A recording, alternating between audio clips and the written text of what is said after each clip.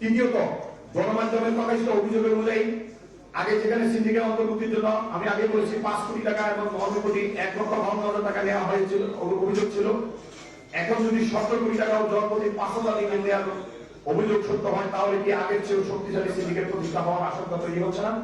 নিশ্চয়ই আগের চেয়েও অনেক বেশি শক্তিশালী সিন্ডিকেট তৈরি হওয়ার আশঙ্কা তৈরি হচ্ছে। চতুর্থত, সিন্ডিকেট ভিত্তিক ব্যবস্থায় যদি আবার চালু হয়, তাহলে পূর্বের অনিয়মের বিরুদ্ধে ব্যবস্থা ও লাইসেন্স বাতিলের উদ্দেশ্য কি? যদি একই নিয়মে আগের অভিযোগ, আগের সিন্ডিকেট, আগের সেই অনিয়ম, দুর্নীতি, অতিরিক্ত অভিবাসন একই অভিযোগের বিরুদ্ধে হওয়ার পরেও, একই ব্যক্তিবর্গ থাকার পরেও, তাদের বিরুদ্ধে আবার শাস্তিমূলক ব্যবস্থা নেওয়ার পরেও যদি একই কায়দায় একইভাবে আবার এই শ্রমবাজার উন্মুক্ত হয়, সিন্ডিকেটকে একচেটিয়া সুযোগ দেওয়া হয়, তাহলে আগের কেন আমরা আগের 49 এজেন্সিকে বাতিল করার কি প্রয়োজন? তাহলে তো সেটা বাতিল করার কোনো প্রয়োজন আছে, কারণ বিরুদ্ধে কোনো মামলার কোনো প্রয়োজন আছে বলে আমরা মনে করি না। কারণ একইভাবে নতুন করে যারা আসবে তাদেরকেও সতর্ক থাকতে হবে, তাদের বিরুদ্ধে তো ভবিষ্যতে এরকম হতে পারে। সুতরাং এই ব্যাপারে আমরা স্পষ্টভাবে বলতে চাই, এই ধরনের পুনরাবৃত্তি যাতে না হয়, আজকে আমরা সেই দাবি জানাচ্ছি। আমাদের আশঙ্কা কিছু স্বার্থান্বেষী মহল সরকারকে ভুল বুঝিয়ে ব্যক্তি গোষ্ঠীগত স্বার্থে আবারও একচেটিয়া ব্যবস্থা প্রতিষ্ঠার চেষ্টা করছে, যা সরকারকে বিব্রত করবে এবং জনশক্তি রপ্তানি খাতে নতুন অস্থিরতা সৃষ্টি করবে। সম্মানিত সাংবাদিক বন্ধুগণ, আমরা আজকের সাংবাদিক সম্মেলন থেকে সুস্পষ্টভাবে বায়রার সাধারণ সদস্যদের পক্ষ থেকে যারা সিন্ডিকেট চায় না, এখানে যেটা 25 জন সিন্ডিকেট যদি হয়, তার মানে হচ্ছে কি মোর দ্যান 95 রিক্রুটমেন্ট এজেন্সি সিন্ডিকেটের বাইরে থাকবে। সুতরাং আমরা সকলের পক্ষ থেকে আমরা সরকারের কাছে দাবি দিচ্ছি, 1 নম্বর, সকল বৈধ রিক্রুটিং এজেন্সির সমান সুযোগ নিশ্চিত করতে হবে। কারণ আপনি জানেন আমাদেরকে যে রিক্রুটমেন্ট লাইসেন্স দিয়েছে, সেখানে কিন্তু বলা নাই যে কিছু দেশে কর্মী পাঠাতে পারবে, কিছু দেশে কর্মী পাঠাতে পারবে না, এগুলো কিন্তু কিছু বলা নাই। সুতরাং সবাই সমান সুযোগ নিশ্চিত করতে হবে। মালয়েশিয়া কর্মী পালনকারী নেপাল সহ অন্যান্য সোর্স কান্ট্রির মতো বাংলাদেশের বৈধ ও যোগ্য রিক্রুটিং এজেন্সি কর্মী পাঠানোর সুযোগ দিতে হবে। অন্যান্য সোর্স দেশের জন্য এক নিয়ম আর বাংলাদেশের জন্য ভিন্ন নিয়ম, এটা আমাদের জন্য বৈষম্যমূলক এবং জাতীয় মর্যাদার প্রশ্ন। আমাদের 2 নম্বর দাবি, বৈষম্যমূলক এজেন্সি সিলেকশন বন্ধ করতে হবে। যেটা আগে 10, 25, 50, 100 এজেন্সির মাধ্যমে পুরো শ্রমবাজারকে কুক্ষিগতা করা যাবে না। কোন এজেন্সি তালিকা প্রয়োজন হবে, তা হতে হবে প্রকাশ্য, স্বচ্ছ, যৌক্তিক এবং সকল বৈধ এজেন্সি সমানভাবে প্রযোজ্য নীতিমালার ভিত্তিতে। 3 নম্বর, বাংলাদেশ এবং মালয়েশিয়াতে আপনারা জানেন একটা এমইউ চুক্তি হয়েছিল সাবেক আওয়ামী লীগ সরকারের আমলে।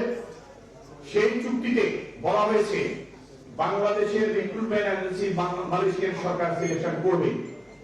যে ক্লজটা বাংলাদেশ আরো 14টা কান্ট্রি থেকে শ্রমিক নিয়ে আসে, তাদের সাথে কিন্তু ক্লজ নাই। ইভেন কি বাংলাদেশ পৃথিবীর যত দেশে কর্মী পাঠায়, কোন দেশের সাথে এই ধরনের কোন এমইউ বা চুক্তি কিন্তু নাই।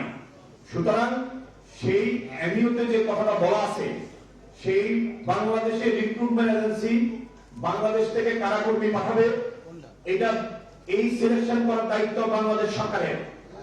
আমাদের প্রবাসী কল্যাণ ও বৈদেশিক মন্ত্রণালয়ের মাননীয় মন্ত্রী, মাননীয় প্রতিমন্ত্রীর দায়িত্ব আমরা মনে করি। এবং যদি সেটা না করা হয়, অন্যান্য দেশের ক্ষেত্রে কি হয়, যারা এমপ্লয়ার, সেই এমপ্লয়ার সিলেকশন করে সেই বাংলাদেশের কোন রিক্রুটিং এজেন্সির মাধ্যমে কর্মী নিয়ে আসবে, কোন দেশের সরকার কিন্তু এখানে ইন্টারফেয়ার করে না। সুতরাং আমরা সেখানে মনে করি যে এমইউতে এই কথাটা বলা থাকলেও আগে যে এমইউ বলা হয়েছিল করার জন্যই উদ্দেশ্য প্রণোদিতভাবেই এই এমইউটা সংযুক্ত করা হয়েছিল। আমাদের মাননীয় উপদেষ্টাকে বলেছেন তিনি, এবং আমাদের মাননীয় মন্ত্রীও বলেছেন যে আগের সরকারের আমলে যে এমইউ হয়েছে, আগের সরকারের আমলে অনেক কিছু হয়েছে, বাংলাদেশের অনেক কিছু হয়েছে, অনেক কিছু এখন আর চলে না, সেটা অচল হয়ে গেছে, সেটা পরিবর্তন আসছে। সুতরাং এমইউতে বলা আছে যে প্রয়োজনে 2 দেশের সরকার বসে এমইউ পরিবর্তন অথবা অ্যামেন্ডমেন্ট করা যাবে। সুতরাং এটা অ্যামেন্ডমেন্ট হতে পারে, যদিও এমইউ এর মেয়াদ ডিসেম্বর পর্যন্ত আছে। আমরা মনে করি সরকার চাইলে, 2 দেশের সরকার চাইলে এর আগেই এমইউ অ্যামেন্ডমেন্ট করা যেতে পারে।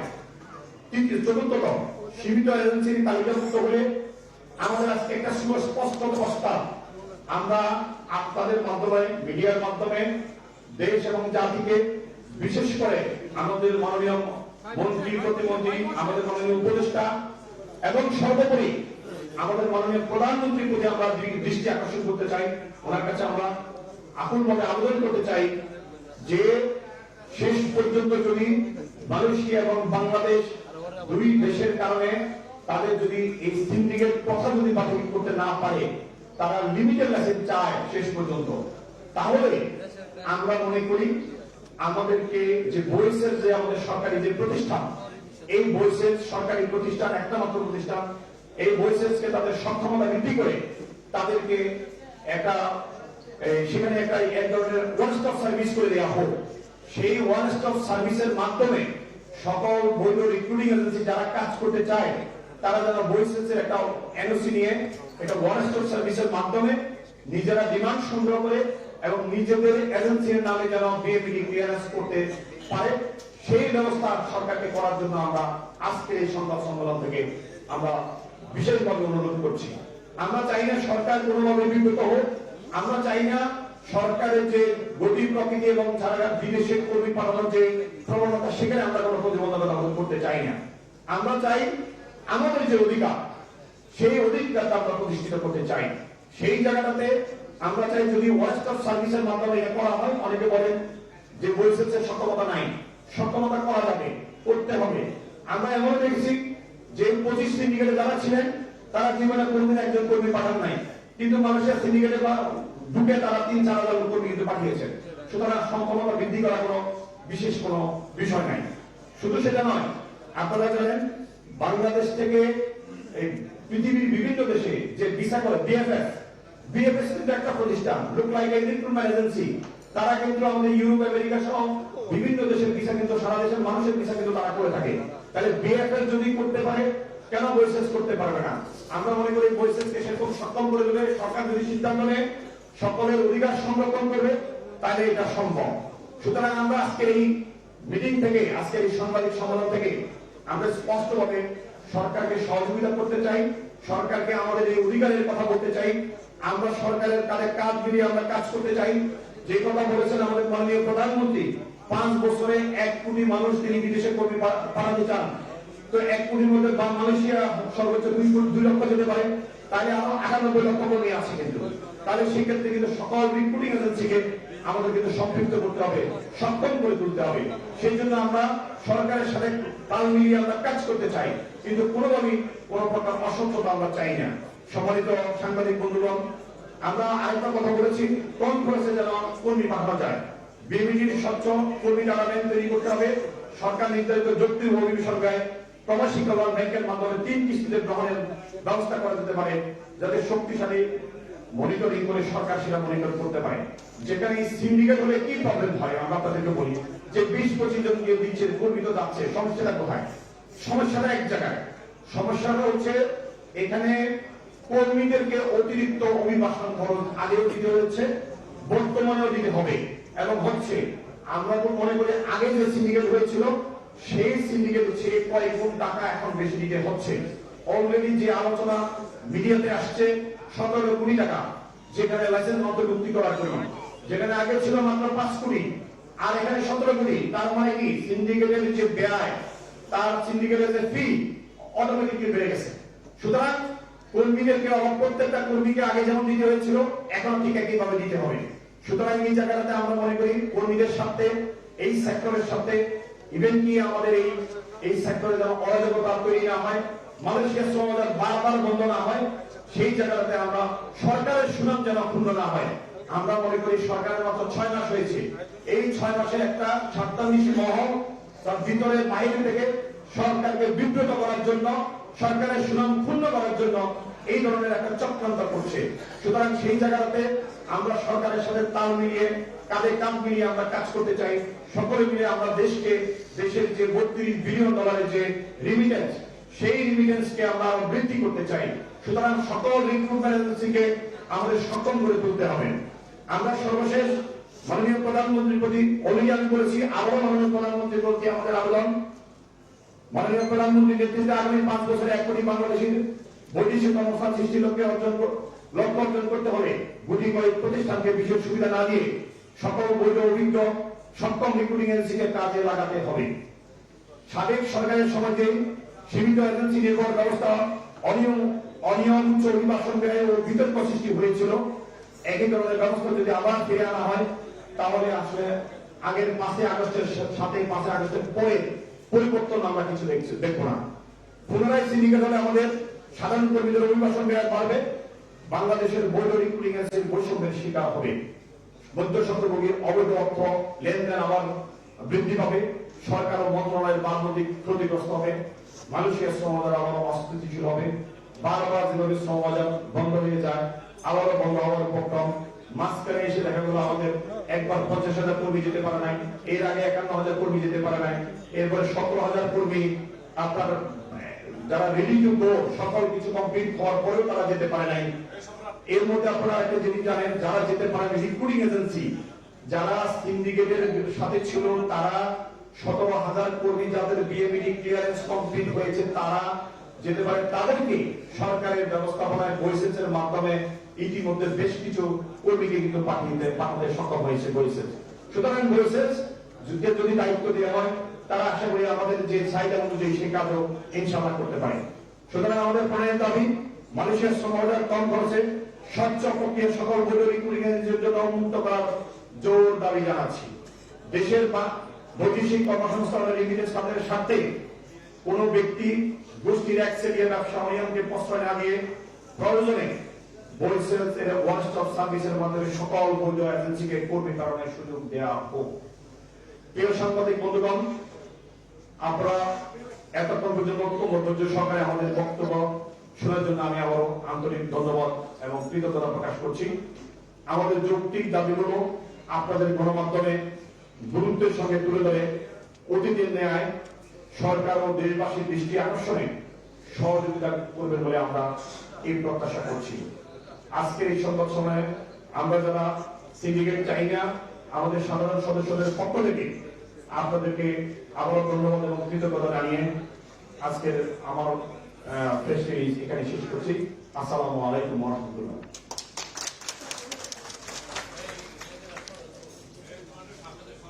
আমাদের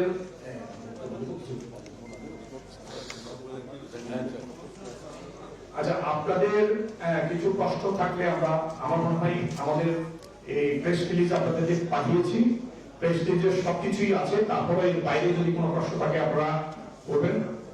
আর সেকেন্ড হচ্ছে এখানে আমাদের যে নেতৃবৃন্দ আছেন তারাও দু একটা কথা বলতে চান খুব সংক্ষেপে। আমরা কি আগে প্রশ্ন আপনাদের থেকে নিয়ে নেবো নাকি আমাদের নেতৃবৃন্দের কথা শোনা করে প্রশ্ন নেব? না, সাংবাদিক ভাইদের থেকে বলছি প্রশ্ন নিতে পারেন। ঠিক আছে, আমি একটা প্রশ্ন করতে চাই। আচ্ছা, আমরা চাচ্ছিলাম যে আরো দু একজনের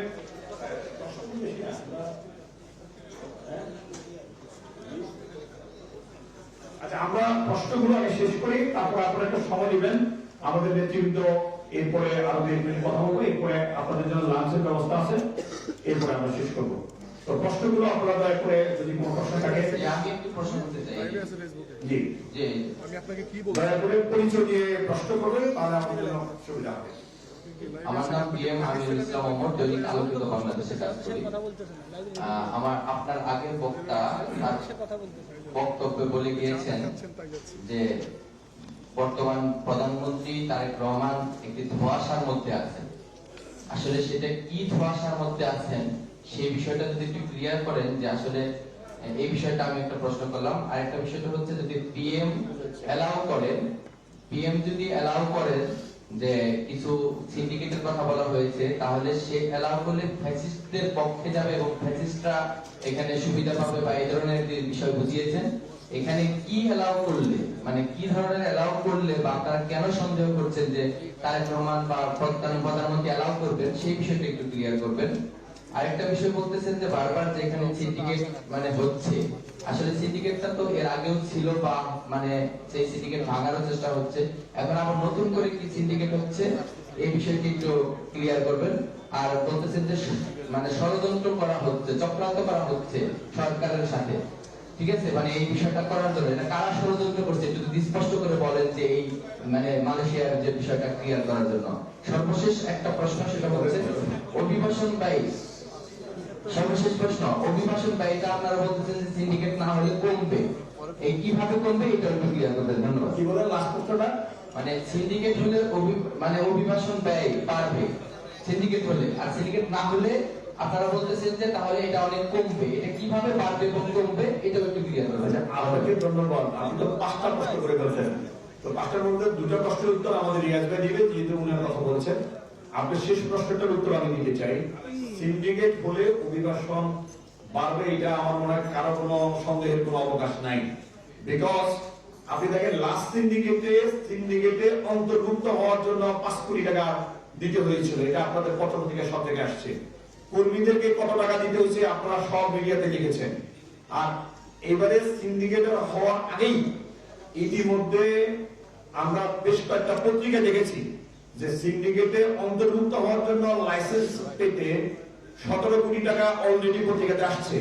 তার মানে কি, আপনি কর্মী স্টার্ট হওয়ার আগেই তো 17 কোটি টাকা দিলে এই টাকাটা কোথা থেকে আসবে? কর্মী থেকে আসবে না?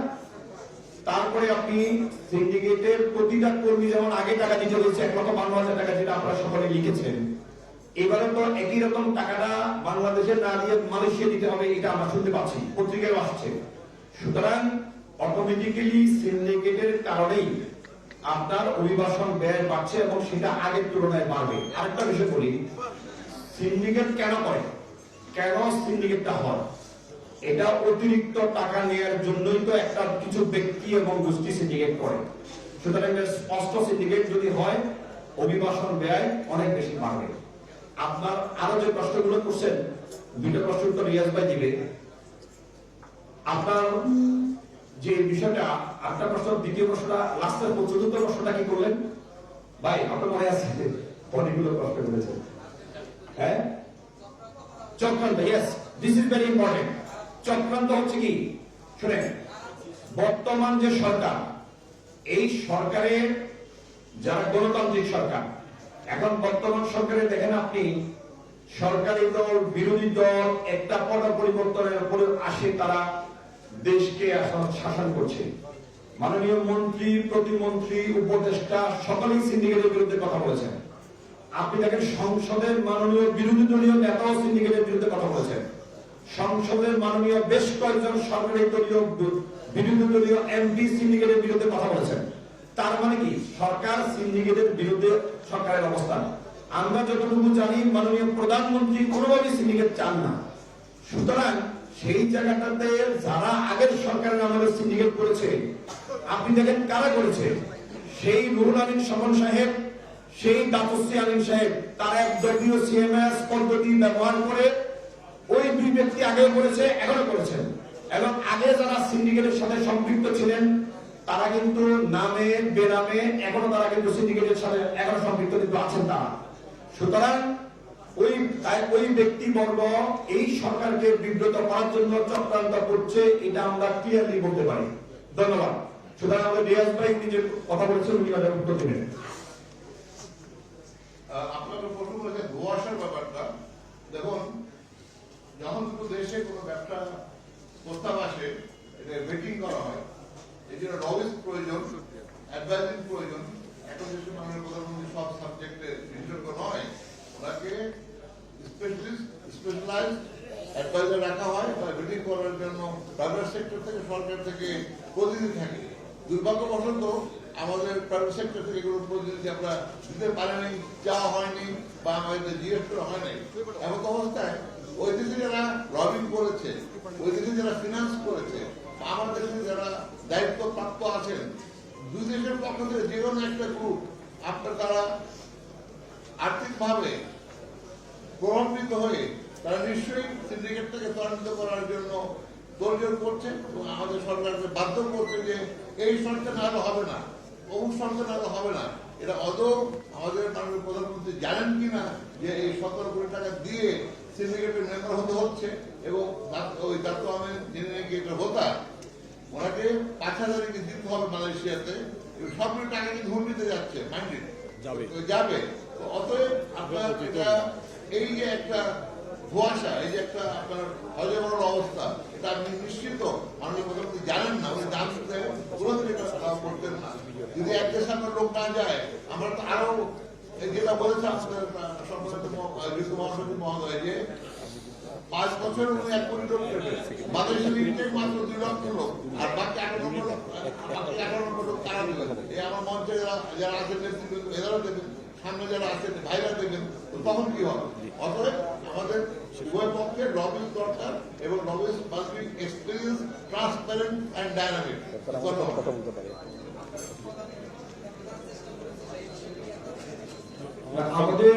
আমরা কিন্তু মাননীয় প্রধানমন্ত্রীর সাথে দেখা করার কোনো সুযোগ আমরা পাইনি। ইভেন কি আমাদের মাননীয় মন্ত্রী মহোদয় মন্ত্রণালয় 2বার মিটিং কল করেও সে মিটিং গুলো ওনারা যে কোনো কারণে বাতিল করেছেন। আমরা ব্যক্তিগতভাবে কয়েকজন মাননীয় মন্ত্রী, মাননীয় সচিব এবং মাননীয় প্রতিমন্ত্রীর সাথে আমরা কথা বলেছিলাম, মিটিং করেছিলাম, কিন্তু সেটা আমরা সেই মিটিংটা কমপ্লিট করতে পারি নাই। এখনো ওনার সাথে আমরা আবার পুনরায় ওনাদের সাথে বসতে চাই এবং আমরা ওনাদের পিএসদের সাথে আমরা যোগাযোগ করেছি যে আমরা এই বিষয় নিয়ে কথা বলতে, যারা মালয়েশিয়ার এক্সপার্ট, তো সকলের সাথে আমরা আশা করি আলোচনা করে এই বিষয়টা যদি সিদ্ধান্ত নেই, সকলের সম্মতিতে যদি এই কাজটা একটা, আমরা চাই কি, আমরা একটা উইন উইন সিচুয়েশন চাই সব জায়গায়, যেখানে কর্মী সেভ হবে, রিক্রুটমেন্ট এজেন্সি গুলো সেভ হবে, যেখানে সরকারের সুনাম নষ্ট হবে না, যেখানে এই সেক্টরটা যে 1 কোটি মানুষ বিদেশে কর্মী প্রেরণ করার যে লক্ষ্যমাত্রা, সেই লক্ষ্যমাত্রা পূরণের জন্য আমরা মনে করি সবাই মিলে আমরা কাজ করতে চাই। এই উইন সিচুয়েশনটা কিন্তু আমরা চাই।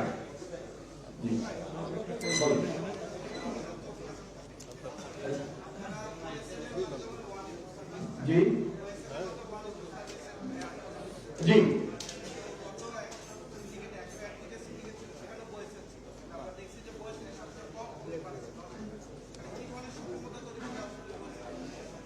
It's a good point. এটা হচ্ছে আগে যখন ভয়েসেস ছিল 101 জনের মধ্যে, ভয়েসেসকে কিন্তু ইনঅ্যাক্টিভ করে রাখা হয়েছিল। কারণ ভয়েসেসকে দেওয়া হয়েছিল যেটা বিনা খরচে যেসব কর্মী যাবে, যেটাকে আরবিএ বলে, যেটা রেসপন্সিবল বিজনেস অ্যালায়েন্সের যারা মেম্বার মালয়েশিয়াতে, শুধু তাদের জন্য ভয়েসেসকে অ্যালাউ করা হয়েছিল। ভয়েসেসকে যদি সক্ষম করা মানে হচ্ছে কি, যদি তাদের ইনফ্রাস্ট্রাকচারটা ডেভেলপমেন্ট করে এবং সেখানে বড় রকমের একটা ইনফ্রাস্ট্রাকচার করে, সেখানে ধরেন 50-100 কাউন্টার করে, সার্ভিস দেওয়ার মতো সিস্টেম করে, বিএসএস এর মতো করে, রিক্রুটমেন্ট এজেন্সি গুলো যাদের মালয়েশিয়াতে কানেকশন আছে তারা ডিমান্ড নিয়ে আসবে, কাজ করবে, রিক্রুটমেন্ট এজেন্সি গুলো ডিমান্ড কালেকশন করবে, করে ভয়েসেস এর মাধ্যমে একটা ভয়েসেস কে ফি দিবে, প্রথমে ফি দিয়ে তাদের থেকে এনওসি নিয়ে এসে আপনার ওই যে তার নামে ডিএমডি ক্লিয়ারেন্স করবে। এটা খুব কঠিন কোনো বিষয় না।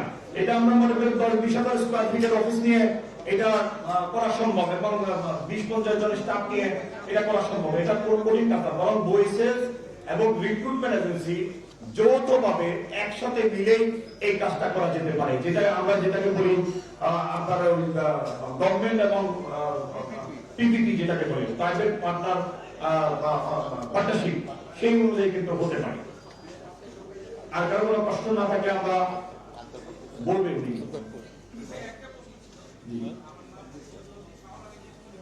জি জি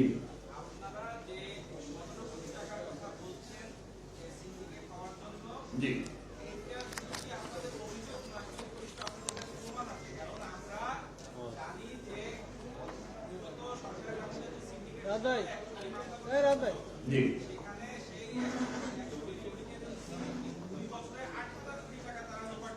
জি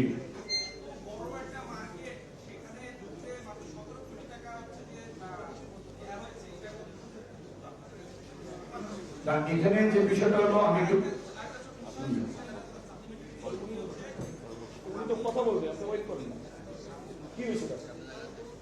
জি ভাই,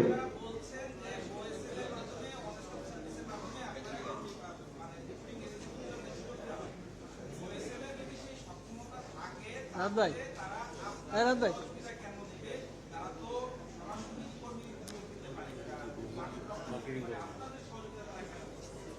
ভেরি গুড কোশ্চেন।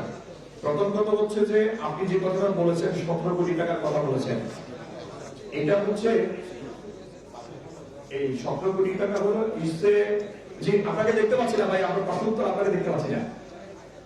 17 কোটি টাকার যে বিষয়টা বলা হচ্ছে, এই 25টা লাইসেন্সের জন্য per license look like deposit advance দিতে হবে ওই জায়গায় আগে ঢোকার জন্য, ব্যবসা হবে পরে।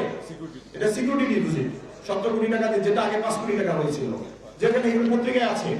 তারপরে বলা হয়েছিল কি প্রত্যেকটা কর্মী থেকে আরেকটা পত্রিকা খবরের কাজ না, আজকে খবরের কাজ সম্ভবত, ওখানে বলা হয়েছিল কি যে 20,000 কোটি টাকা আবার লেনদেন হবে। সেটা কি? সেটা হচ্ছে যে প্রত্যেকটা কর্মী থেকে আবার প্রত্যেকটা কর্মী যখন যাবে, যেটা আমরা আগে বলেছি যে 1,52,000 টাকা দিতে হয়েছিল বাধ্যতামূলকভাবে চাঁদা, আর সেটা এখনো একইভাবে হবে।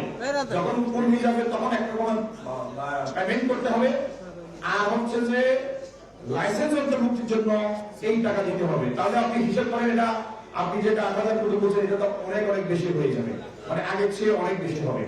আর বৈসেন্সের যে কথাটা আপনি বলছেন, বৈসেন্স তো ধরেন is look like a one recruitment agency, government recruitment agency. We have a recruitment agency, some recruitment agency more bigger than Bosens also.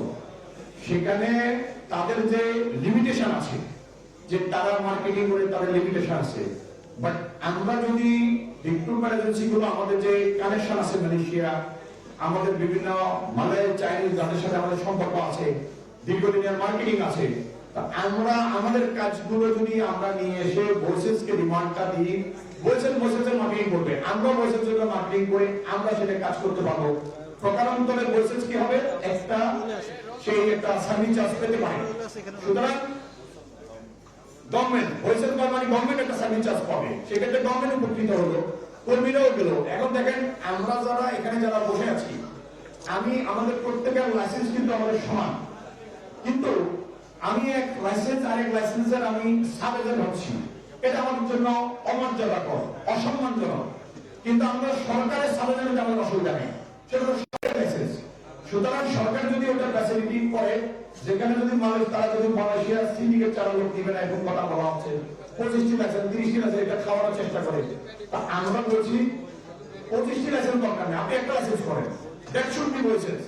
সেটাকে সরকার সেভাবে ইনফ্রাস্ট্রাকচার ডেভেলপমেন্ট করে জনবল নিয়োগ দিয়ে আমাদের সহযোগিতা নিয়ে আমরা সকলে মিলে কাজ করি না, আমরা তো সরকারকে আরো সহজ করে দিচ্ছি, তাহলে সকলে মিলে আমরা এই কাজটা করতে চাই। আমরা মনে হয় উত্তরটা পেয়ে দিই। ধন্যবাদ। প্লিজ।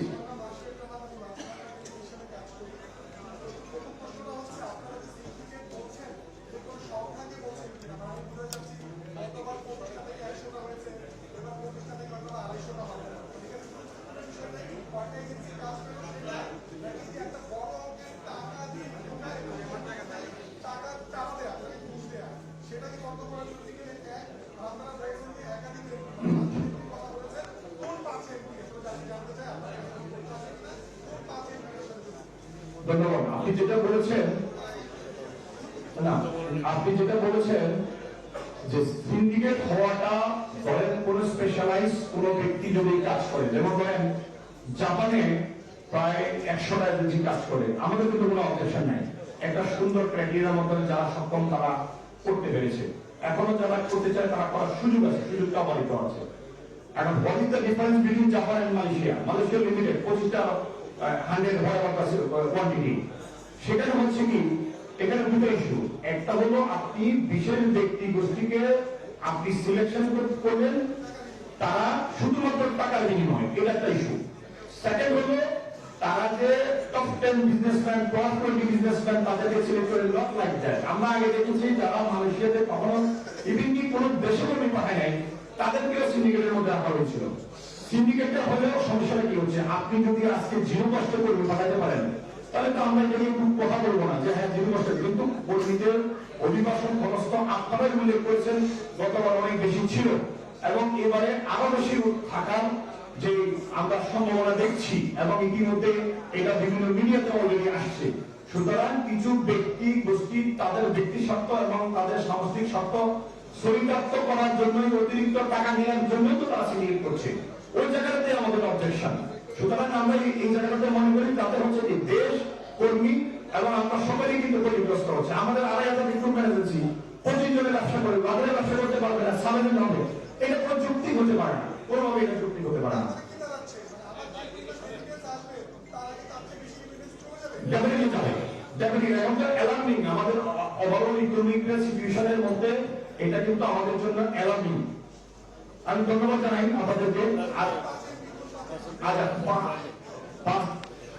আচ্ছা পার্সেন্টের ব্যাপারে আমরা নাম বলি নাই, এখানে একটা পত্রিকা আসছে, পত্রিকায় ওনাদের নাম সহ আসছে এবং সেখানে বলা হয়েছে যে 5 এমপি যারা ব্যবসা করেন, আমরা অনেক এমপি মহোদয়ের সাথে আমার ব্যক্তিগত কথা হয়েছে, ওনারা বলেছেন আমরা কোনো সিন্ডিকেট চাই না, কিন্তু তাদেরকে সম্পৃক্ত করে সিন্ডিকেটটাকে আগের মতো মজবুত করার জন্য, আগে যেমন মন্ত্রী এমপিদেরকে সম্পৃক্ত করা হয়েছিল, এখনো একইভাবে তাদেরকে সম্পৃক্ত করে সিন্ডিকেটটাকে জায়েজ করার জন্য, সিন্ডিকেটকে বাস্তবায়ন করার জন্য, এটা হলো তাদের একটা পলিসি।